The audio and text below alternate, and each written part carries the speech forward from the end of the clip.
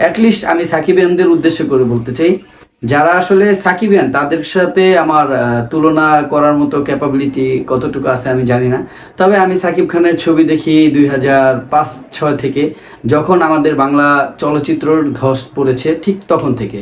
আপনারা মনে করেন তো একটু, যে 2003-এর পরে, আই মিন 3 থেকে 6 এই সময়টা যখন বাংলা চলচ্চিত্রের দুরবস্থার দিকে অগ্রসর হচ্ছিল, ঠিক তখন আমরা যারা মানে মিডল ক্লাসের লোকজন আছেন এবং সাধারণ শ্রোতাবৃন্দ যারা, তারা কিন্তু সিনেমা থেকে ছিটকে একটু বাইরে চলে আসে।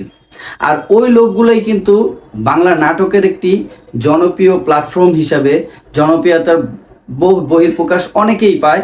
এর মধ্যে আপনার অনেকজন আছেন, অনেক ভালো ভালো অভিনেতা আছেন, তাদেরকে রেসপেক্ট করেই বলছি। আমি আপনাদের মনে করিয়ে দিতে চাচ্ছি যে